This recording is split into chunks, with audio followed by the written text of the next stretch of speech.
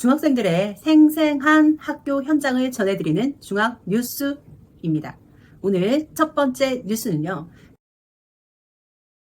중학생들 사이에서 이태원 놀이가 유행입니다. 얼마 전에 이태원에서 어려운 사건이 있었는데요. 중고등학교에서 이를 희화화하며 놀이화하고 있다는 뉴스입니다. 중학교에서 아이들이 모여서 친구들을 둘러쌉니다.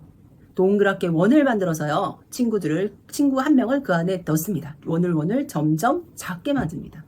친구를 원 안에 가두는 건데요. 이른바 압사놀이, 이태원 놀이로 일명되는 놀이입니다. 예전 시체놀이 많이 했었는데요. 그것에 이어서 요즘 아이들 사이에서 압사놀이가 유행입니다. 친구들을 밑에 깔고 위에 차곡차곡 눌러가면서 아래에 있는 친구들을 괴롭히는 놀이입니다.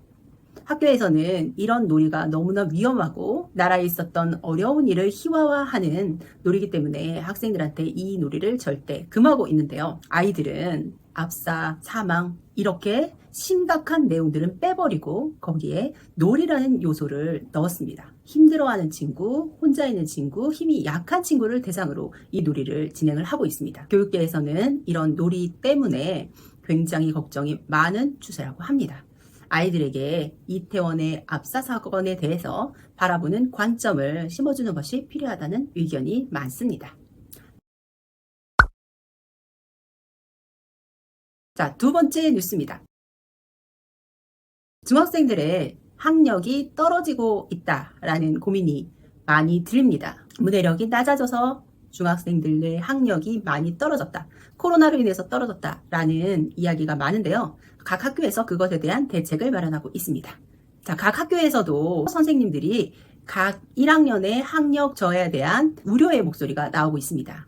중학교 1학년에 입학하면 자유학년제가 실시가 되죠. 초등학교 6학년이라고도 불리는데요. 초등학교 6학년보다 더 많은 자유가 주어집니다. 엄마들, 부모님들은요. 중학교에 갔으니 학교에서 알아서 공부를 하겠지. 교복 안에 감춰진 진실, 기대기 시작합니다. 그러면서 조금 느슨해지는 게 사실이죠. 학생들은 어떨까요? 교복을 입으면서 중학생이 되어 더욱 긴장하게 됩니다. 하지만 학교에 들어오니 분위기는 굉장히 자유롭습니다. 초등학교 때 치르던 간단한 수행평가 같은 수행평가만 존재할 뿐이죠.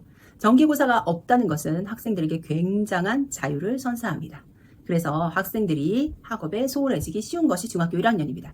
이를 지켜보는 선생님들도 걱정이 많은데요. 중학교 2학년에 올라가서 정기고사를 봤을 때 멘탈이 흔들리는 학생들을 굉장히 많이 목격합니다. 이에 각 학교에서는 중학교 1학년에게도 평가가 필요하다는 목소리가 대다수입니다. 몇몇 학교에서 중학교 1학년을 대상으로 성취도 평가를 준비하고 있다는 소식입니다. 국어, 영어, 수학, 사회, 과학 이렇게 주요 과목 5과목에서 중학교 1학년 내용을 바탕으로 평가를 실시하는 겁니다. 평가 시기는 학교별로 따로 잡기도 하고 중학교 2학년 선배들 시험 기간 중에 함께 치르기도 합니다. 시험 분위기를 미리 엿보고요. 학생들에게 공부하는 학습 태도를 잡아주고자 준비하고 있습니다. 이는 지금은 많은 학교가 아니지만 점차 늘어나서 전반적인 분위기로 자리 잡을 듯한 모습입니다. 세 번째 소식은 굉장히 우려되는 소식인데요. 일부 학생들이 일배에 가담하고 있다는 소식입니다. 모 사회선생님의 전언에 따르면 사회시간, 도덕시간에 정치 뉴스를 듣게 되면 학생들이 자신의 정치적 견해를 강력하게 주장하는 경우가 있다고 합니다.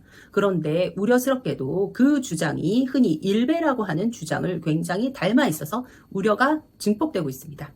학생들은 다양한 시선에서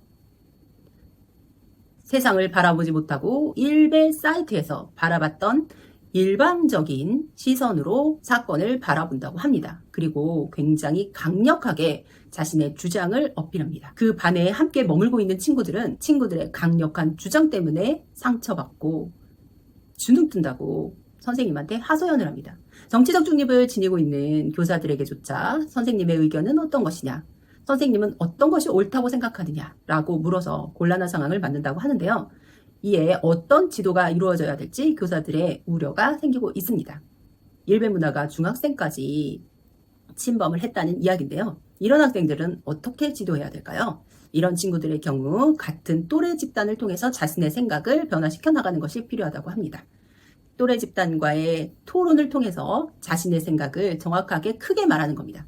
자리에 앉아서 큰 목소리로 이야기하는 것과 교탁에 나와서 발표 형식을 가지고 자신의 의견을 정확하게 전달하는 것은 다릅니다. 발표 형식으로 자신의 의견을 전달하고 친구들의 냉철한 피드백을 받으며 자신의 생각이 한쪽으로 치우쳐 있다는 것을 알게 해주는 것이 분명히 필요합니다.